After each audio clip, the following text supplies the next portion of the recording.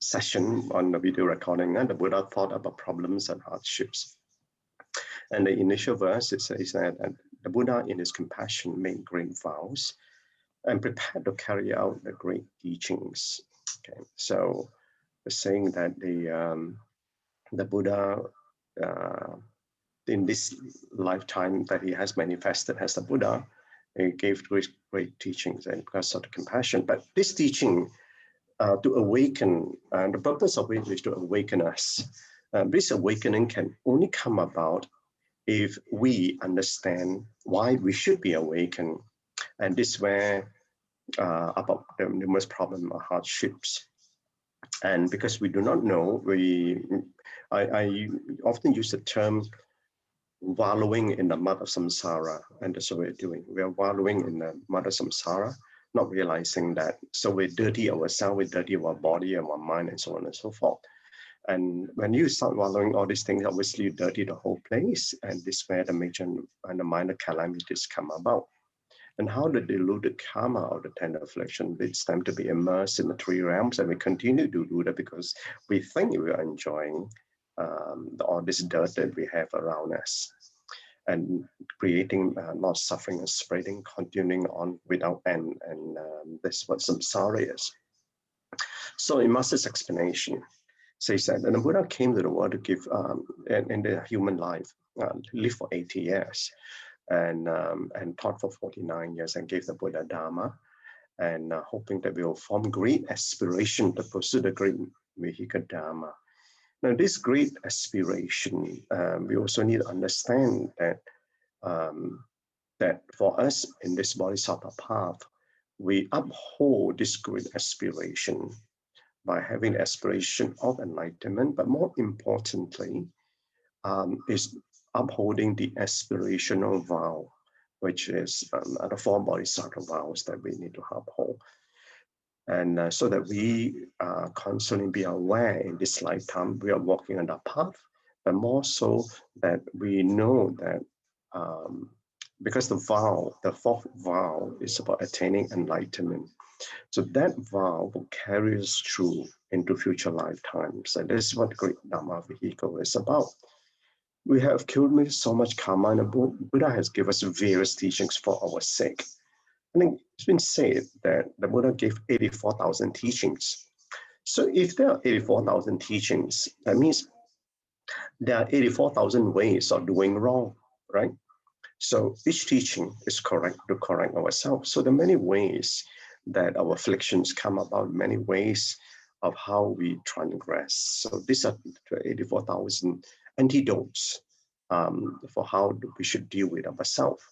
So we need to remove our afflictions as we live through these 5 abilities and calamities we all understand about in this decaying karma that we are in right now, so that we do not commit any more karmic causes. At the same time, we purify what we have committed in the past. Otherwise, you continue to wallow in the mud of samsara and continue to commit new karmic causes endlessly. So these afflictions we have is like a raging fire, and we lack the right path because we lack the right path of upholding precepts, samadhi, and wisdom. And so therefore we need to purify our mind as a result of this. So precepts is to prevent us from doing things wrong, so stop doing evil. And samadhi is for us to contemplate and be able to understand what we are doing so that we can do good and then we purify our minds. So we need to return back to our rightful living. So once we are awakened for all the ignorance and the transgression that we are undertaking, so we need to live rightfully, what is rightful living, kind of right thought, right speech, right action, right livelihood. And that's what we should be doing, which is within the Noble Eightfold Path, with principles backing our working life, which are the morality and upholding the resolve not to deviate, and by upholding the precepts. So we are in this decaying world. So we are trying to learn the Dharma and practicing Dharma in this decaying world that we are in right now. So there are many ways, evils and dangers in the world of suffering, many ways. And I just mentioned There are thousands of ways, and they're deeply terrifying. So we got to be really, really mindful, especially so when the forces of decay are getting stronger all the time. So the Buddha has warned us of its danger and giving the true Dharma in his remaining years on earth. So the Buddha spent a long time on the chapter of parables to give analogies which are still applicable in modern times. And so we that we are in right now, and so you can understand why Master is spending many episodes, many lessons on this particular chapter 3 on parables. The calamities are approaching us layer by layer. Those who choose to remain ignorant are continuing to create more karma. And with the afflictions intensifying the suffering, which we are already facing right now. So therefore, we need to stop creating more karma. At the same time, have to face up to what we have created and pass through our life becoming so that can purify ourselves. So purifying ourselves is purifying our mind. So at present, sentient beings' capabilities are unable to accept the great Dharma vehicle as is truly worrisome, and this one Master said. So in the Buddha's time was up, the children continued to play on the burning house, creating karma. So at the end of the human life of the Buddha, when he reached 80 years old, and there were obviously children playing in the house on fire, and still do. And so creating more karma, and so that's the reason why things happen the way we are right now. So the lessons learned is that we need to leave this burning house of our minds. Now, the second one, they said, the Buddha is no longer here and has ceased transforming us, but we have the Buddha Dharma. So I think this line must be a bit troubling to some of us.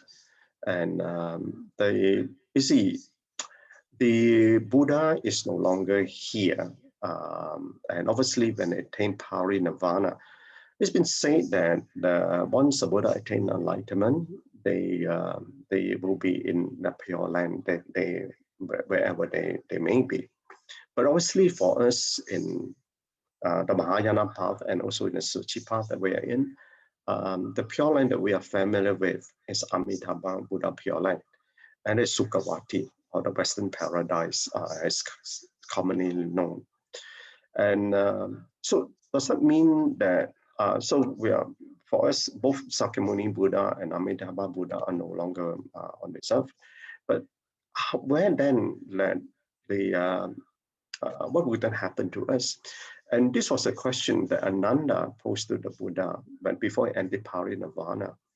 And what would then happen? And this was the answer that the Buddha gave. You have the Dhamma with us. Okay. So if you notice that the bodhisattvas return back to the earth, right? So even before the time of the enlightenment of Sakyamuni Buddha, and you know from the Lotus Sutra that in a previous life, it was then a bodhisattva. He returned back to the world to serve. And same thing, even in this period of time, there are bodhisattvas who return back to serve. Obviously, the most common one that you know is Gan En. Okay, and I can tell you that she is here. Okay, so we are fortunate that we are on this great Dharma vehicle, and we must be earnest in our practice. And as the Master has especially been guiding us, just as the Buddha has guided at that time. So we need to remove the dust that we have, and these are the 6 dusts which is clouding our 6 roots, as a result of which, mixed up with the skandhas, give rise to the 6 consciousnesses, or the mundane consciousness that we have. So that by doing that, we remove dust, we no longer be obscure. So in contemplation, there are always clouds over one's life, sometimes dark and sometimes clear. And this is so because we are unenlightened beings. So these karmic clouds will be hovering over us. And there will always be them, and the condition is right. The rain will come down, and thunderstorms will appear. So there are good days and there are bad days in life. These are the externalities of conditions. When the conditions are right, things will manifest. As one who practices diligently, and you understand well the varying external conditions, each condition arises, will eventually cease. And my master always say, they'll go to four states: arising, abiding, changing, and ceasing. And all these things will happen. So we then understand sometimes conditions are very tough, that too will pass. Sometimes conditions are very favorable, and that too will pass. So the dark clouds are the karmic clouds looming above, as I said earlier. So when the condition is right, thunderstorms arise, as it had in the past. And we've been through all these thunderstorms in the past. As we're still going through, and we'll continue to go through these thunderstorms. But the storms will soon be blown over, and calmness will return. And this is where we apply the Dharma in our life. But so long as those storms that arises are lessons for us to learn, so we be awakened. So sometimes we do not awaken, the thunder will get louder until we get awakened. So whether one laments on a thunderstorm depends on the state of mind. But we know that the Dharma is weatherproof. And that is what we need to have the faith in the Dharma. And relationship, like anything that arises, the emotion will abide, change, and eventually cease. And this happens in all our relationships that we have, whether with family members, with siblings, with friends, with colleagues, and the emotion. And so then we need to understand where our emotion resides, when it arises, how do you deal with it? And this is why Master always say samadhi, so that we are in control of the emotion. So it takes a flare of emotion to burn a relationship, and that will precipitate an adverse affinity. And that's why Master say a spark can burn a prairie. So sometimes there's a flare of emotion, a spark, and it'll burn a relationship that has been taken years to cultivate. So therefore, we should not do that. Otherwise, we'll get an adverse affinity in the future life. So it takes a lifetime to build a good affinity, but a moment is to destroy it. So we've got to be very mindful about that. So we must therefore be aware of the rising of unwholesome feeling before it arises. And this is applying the four right efforts. So that was yesterday. And so now